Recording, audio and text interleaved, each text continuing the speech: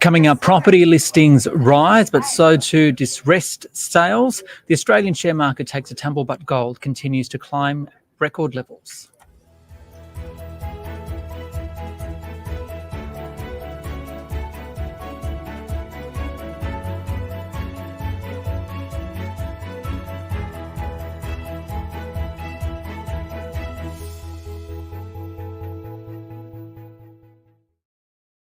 It is your daily 10-minute business and finance news wrap for this Wednesday, the 3rd of April 2024.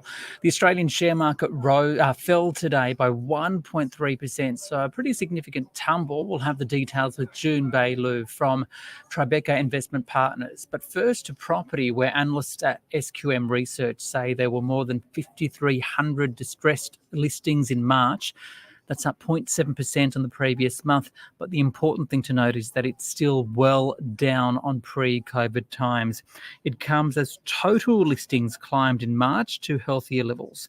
For more details, John Baldock spoke with Louis Christopher, the founder of SQM Research. First off, what are the listing levels like at the moment, and what does that say about the state of the housing market currently? Well, listing levels have actually become increasingly healthy. So there's actually more listings on the market across the nation compared to what we had this time last year. The number's up by about 2.6%, but we've noticed in more recent months, it's been building in terms of listings activity. And in some cities, the numbers are considerably higher compared to where we were this time last year. So for example, in Sydney, listings are up by about 9% compared to this time in 2023. And in Melbourne, they're up by about the same as well, 8.7%. Whereas there are some cities which are down compared to this time last year. So for example, Brisbane's down by 11%. Perth is down by 27%. There's hardly any stock on the market in Perth right now. And Adelaide is down by about 14%. And strangely enough, these are the three cities where we are recording the fastest housing price growth. They've been Brisbane, Perth and Adelaide at this point in time. What kind of distressed sales are we seeing at the moment, and to what extent is that a surprise? There has been some surprises on our most recent update. So out of the 256,000 listings we've recorded nationwide, about 5,350 are selling under distressed conditions. Now, that was up slightly in March by just 0.7%.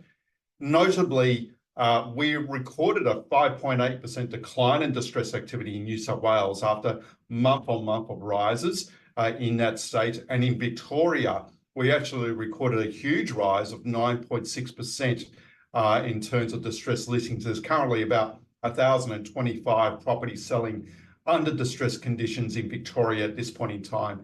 And when we look at the year-on-year number in Victoria, that's actually up by 14.8%. So there's a clear trend upwards in the state of Victoria for distress activity. Can you just describe what a distressed sale is, just for people that are unaware of that, the actual meaning? What criteria falls under that subject? A distress listing, as we define it, includes mortgaging possessions, deceased estate sales, divorcee sales, keywords that may well have, say, forced selling, anything that's to do with forced selling, or something which suggests that the sale is selling under distressed conditions. So it could be that the property's been advertised as a bargain property, must sell now. We'll include that in a distress listing count. Your take on the general direction of prices as a result of what we're seeing in these sales? So the general direction of prices depends on which city we're talking about. We're seeing actually overall a mixed housing market nationwide. We're seeing the strongest areas being in the city of Perth, Adelaide and Brisbane, where it appears as though housing prices are rising at an annual rate of above 10% per annum. Whereas in Sydney and in Melbourne, we're starting to record a bit of a slowdown in capital growth. And I think this is somewhat reflected in these numbers where we're seeing higher listings activities in both of those cities. And then you have other cities which they range in terms of strength. Hobart, for example, we're recording very weak growth indeed, and we believe the outlook for 2024 is that we'll record some housing price falls in Hobart of about 7%. In Canberra, the outlook's also looking fairly weak as well. We've been recording lower auction clearance rates in Canberra and lower housing price growth. So it's pretty clear overall from what we can see in these numbers and other numbers that the housing market Australia-wide is quite mixed. There's strength there, but there's also weakness there too.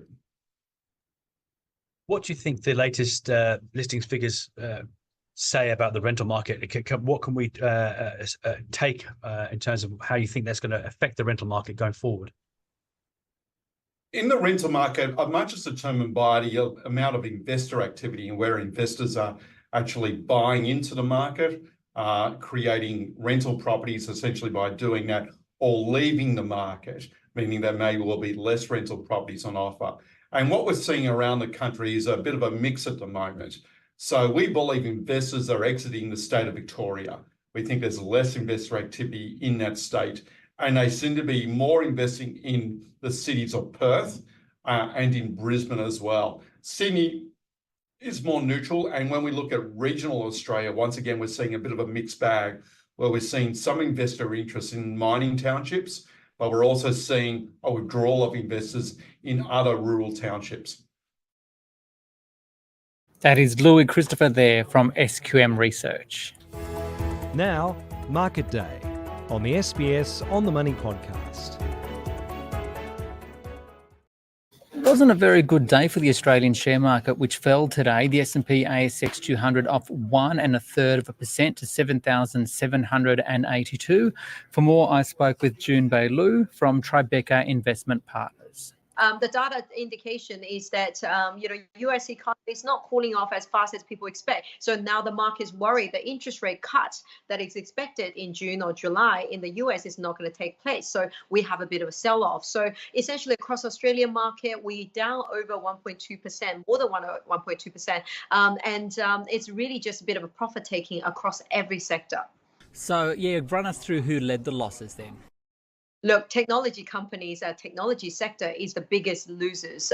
They have most on average gone down between 5 and 10%. This includes some of the biggest names such as WiseTech and Xero. But look, these companies have gone up at least 30% in the last couple of months. So this really just a bit of a trim for a lot of investors. One sector that has done particularly well, again, gold, another record overnight. Why? And is this likely to be a reoccurring theme now? Look, I do think so. At the moment, gold is being used for two reasons. One is that to sort of, hedge off if the interest rate does fall. And that's great for the gold prices because that probably means the economy is going to slow down. And then gold is where people preserve value. So gold price generally does well in that sort of environment. But also it's being used for uncertainties because at the moment, investors are not so sure whether interest rate will be cut near term or further down the track, or whether any of these geopolitical risk, or whether there's a US elections going to affect anything. So gold is actually a good place just to hide because it is stable and it is very defensive. And finally, where do you see the opportunities for investors at the moment? Look, I do think those sell-off are a great opportunity for people to buy some of those good companies.